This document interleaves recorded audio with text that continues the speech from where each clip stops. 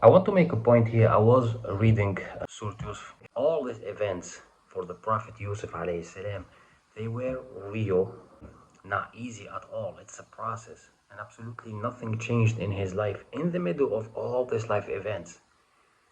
So my point here, we make the thinking, or we think that the silence is equal that Allah has left us. But we all know in spirituality that silence is usually when the most intense work is happening. You know, I did read a blog yesterday about Allah's process, and there is one guy who made an example of this bamboo tree, the Chinese bamboo tree. And I loved it because this example was stuck with you, trust me, especially in Allah's timing and process. The bamboo tree, for 4 or around 5 years, nothing that show up above the ground. Around the fifth year, it suddenly breaks through the dirt and grows around 80 feet, like 80 feet tall in just 6 weeks. Can you imagine that? Like 5 years, no answer, and then in 6 weeks, it goes like 80 feet tall. And I asked myself a question, like, did this plant grow 80 feet in 6 weeks or in 5 years? And I realized that the truth is, this bamboo tree, if it hadn't spent like all these 5 years growing those deep roots, it would collapse in the growth, like in the middle of the growth, or even not grow at all. You know, if you understand this, the image of this tree, you will stop really stressing so much because you will understand how it works, how the nature works. And this is how Allah's timing and process works, just like the tree. That's why, like, the old masters, they make a lot of examples with the seed, the tree, the nature, all that. When it comes about being doubtful due to the silence and there is no life change, no new events, for me, especially despite Surah Yusuf and this bamboo tree right now, I remember always Surah Ad-Duha. Allah didn't send any revelation to the Prophet Muhammad ﷺ, and it proves one thing for us, that the pause and that silence is not rejection from Allah, because Allah was just preparing a gift that will actually make him happy and make you happy as a human being, right? وَلَسَوْفَ يَعْطِيكَ رَبُّكَ فَتَرْضَى. Our problem nowadays is all this ego and this noise, this layers that always says, okay, there is silence, so Allah will not answer, right?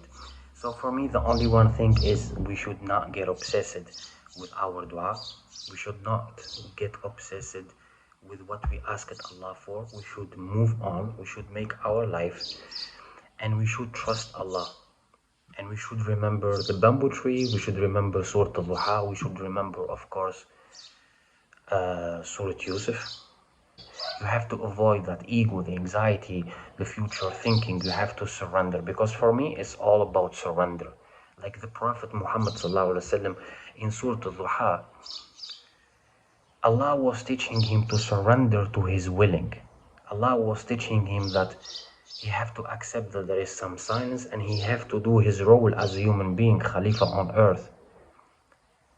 And he have to, like, Allah was making him spiritually strong enough to handle a blessing. وَلَسَوْفَ يَعْطِيكَ رَبُّكَ فَتَرْضَى.